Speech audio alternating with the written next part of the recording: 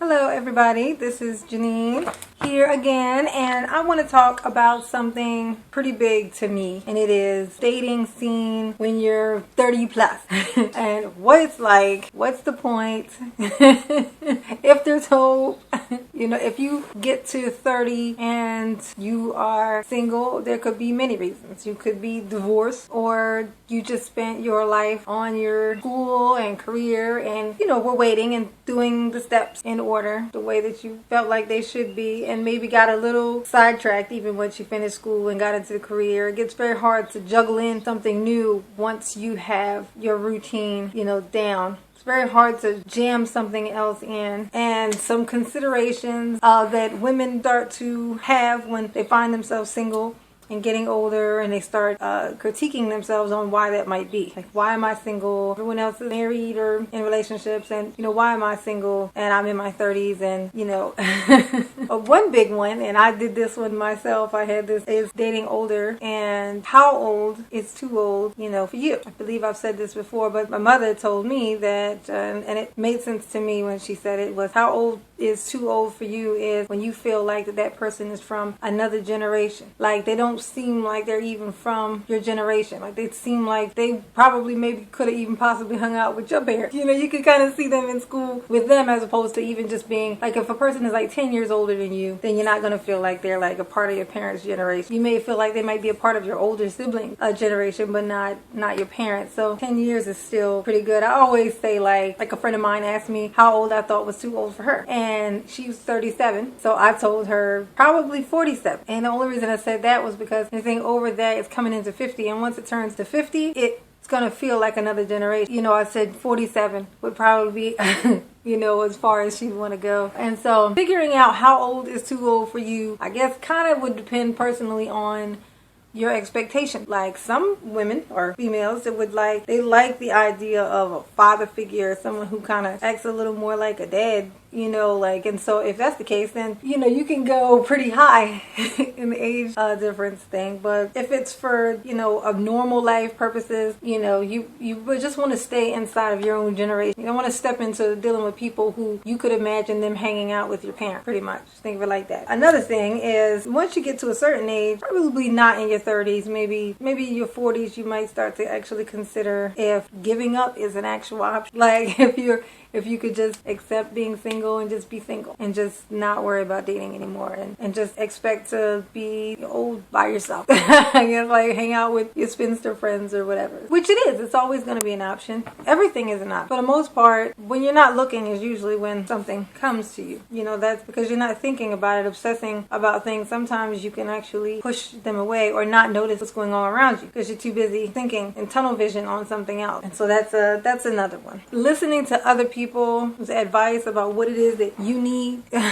is the worst thing ever. Everybody has experienced this. Like, a single person, you're single, and when it's party time, you're hanging out with your friends, you don't care.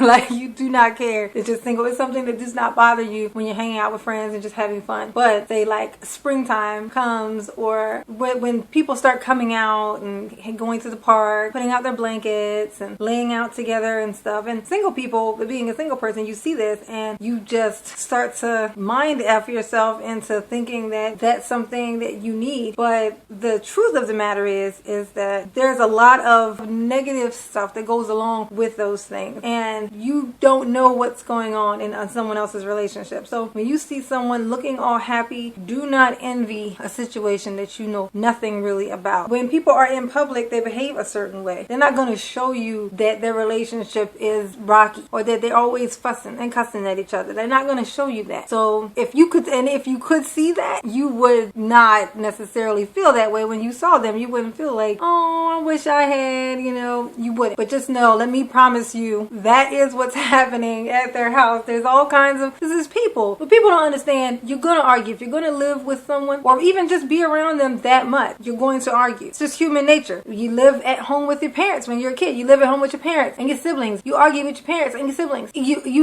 moving with your best friend. You're going to argue with your best friend. Anybody you live with, you're going to have conflict with. It's a rule of life.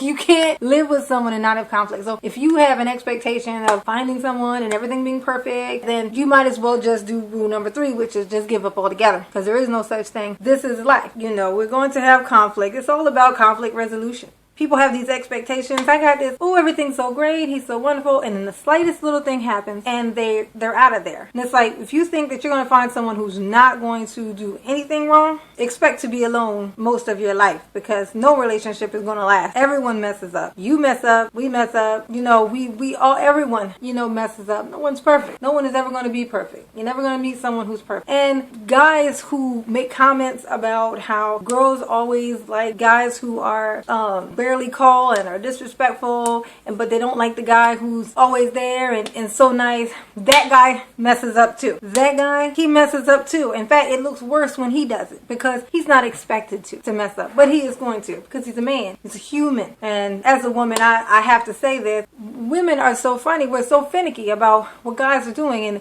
they're always doing this and they're always doing that, and he's so bad. But the difference between men and women is that men always get caught. They always get caught because we're nosy as hell. We're always paying attention, and so we notice everything, and then and so that's what it is. But we are no better, we're always, messing up like everyone does. So your expectations of perfection, just let it go. What you want to find is someone who you could possibly consider, they don't have to be your best friend, but you could look at them and they could be your best friend one day. You talk to them like you do your best friend. You see them the same way that you see your best friend. They're like necessity. That is what you want. When you get a call about a trip, you want a free trip, this is the first person you think, like this is that's like a road dog. It's someone who's just, with you even when they're not with you. That's how you know. When people say, how do you know when you're in love? It's not about that. Whenever you say you're in love, you can call it that. But people behave a certain way when they value someone. So how do you know when you value someone enough to make them a priority? That is what you should be asking, instead of how you know when you're in love. It's just a word. People started, playing wordplay with that word a long time ago. I love you, but I'm not in love with you. It's all just a game. But when you start behaving like you're someone's priority because they're treating you that way, then the system is working. And when you start making someone a priority and they're just like deciding whether to deal with you day to day, that's a problem.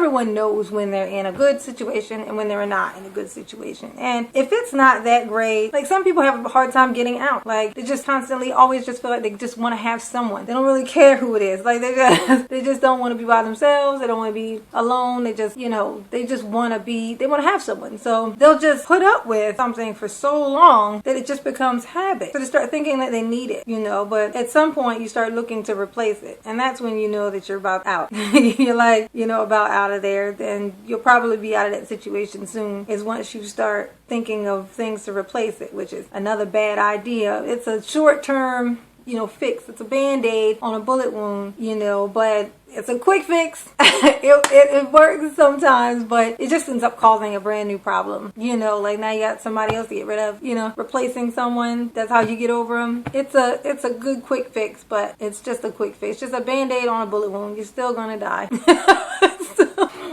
But doing all of this stuff and knowing all of this stuff over 30 is like, feels like rocket science. It's annoying. It's frustrating. It can be fun if you make it that way. But once you've dated, if you've made it to 30 plus and you're still single, then the reason why is, you've probably done your fair share of dating. So begin to kind of feel like that everything, and you've seen you've heard every pickup line, the way people look at you, you know all these things. So nothing is really fun. Like dating loses its, like it's flux. It loses, it's just not as exciting. It's just kind of boring and annoying even, because everything sounds like a line, and it's like you don't even want to bother. You get to the point where you don't even want to bother anymore. So it can be rocket science, but that is dating over 30. If you're over 30 and still dating, it's okay. There's hope. And if there isn't, there's still fun. And life is life. And don't envy other people, especially people that you don't really know what's going on behind their closed door. Enjoy your life, appreciate it, and rinse and repeat tomorrow. Subscribe and like. Peace.